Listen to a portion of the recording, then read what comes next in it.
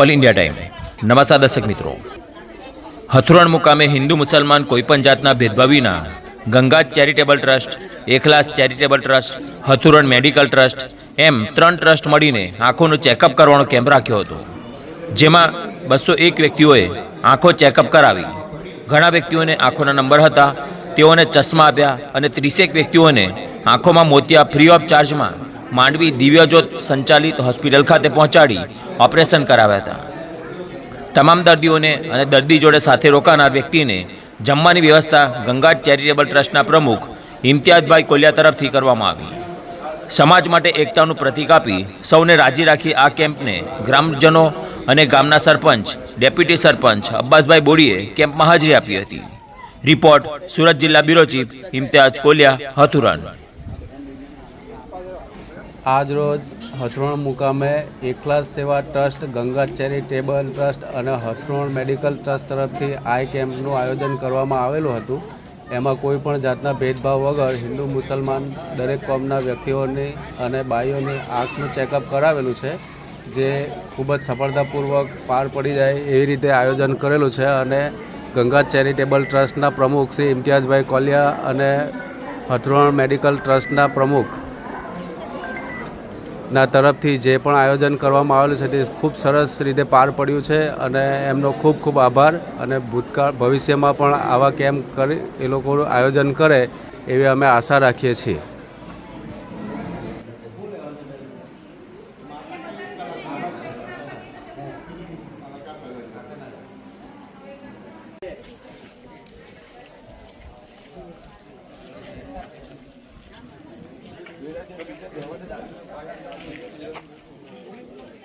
લાઈનમાં પછી જાઓ, આ લેતા જાઓ, તો બેહો ને પછી નંબર તમારો આવે, નાસ્તો કરો.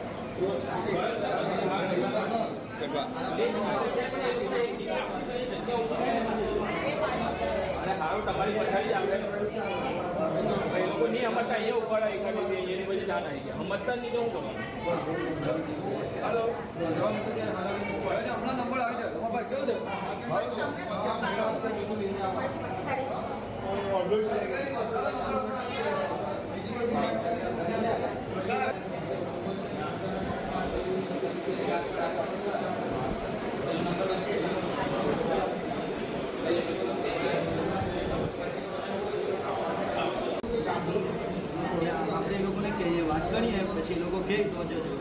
પણ તમારો મોતિયો પાકી ગયેલો છે સાહેબ, એવું કહે. સાહેબનું કહેવું એવું છે કે તમારી આંખમાં મોતિયો પાકી ગયો છે. દેખાય ને તો પછી તમે પછી ભણવાનું નથી હોય તો આપણે મોકલશો. તમે નિકાલ ન કરો. તપાસ કરવાની છે, આંખમાં ડરવાની તેવી તપાસ કરવી છે. હા, એ તપાસ કરવા હોય તમારે માંડવી આવવું પડે. તમારું ઓપરેશન કરવું ઠીક કરે છે, એનું ઓપરેશન કરવું પડે. પહેલાં બધું આપણે દેખાડવું પડે, ઓપરેશન કરવું પડે.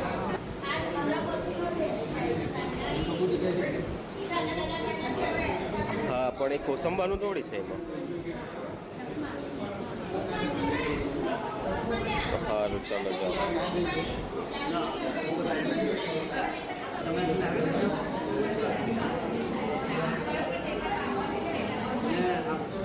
આજે આવવાના ને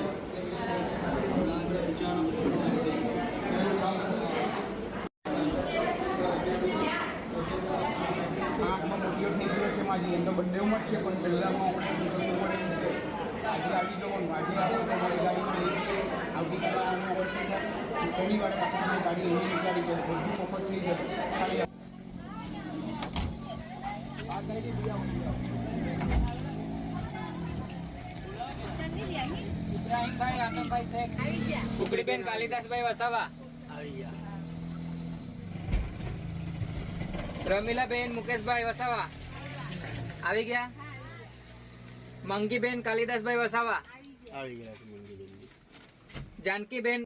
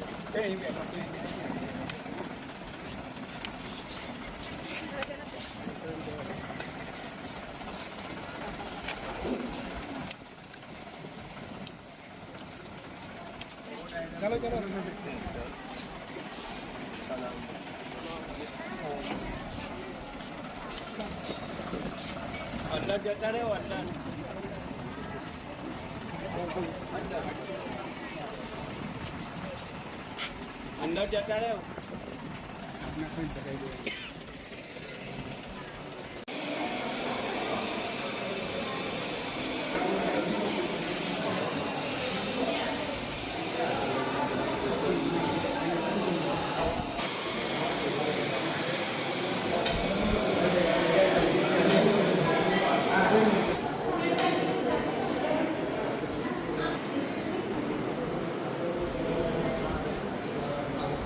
આ ભાઈ મારા તે ભણતો ઉઠો આ જો હા જો જો આ પેલી માસીની જે મને થઈ ગયેલું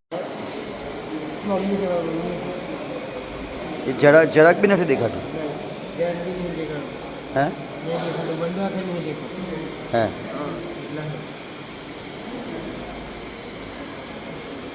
આ ઓપરેશન કરવા પહેલાં તો તમને બધું અંધારું લાગતું ને પછી ને પટ્ટી ખોઈલી પછી હવે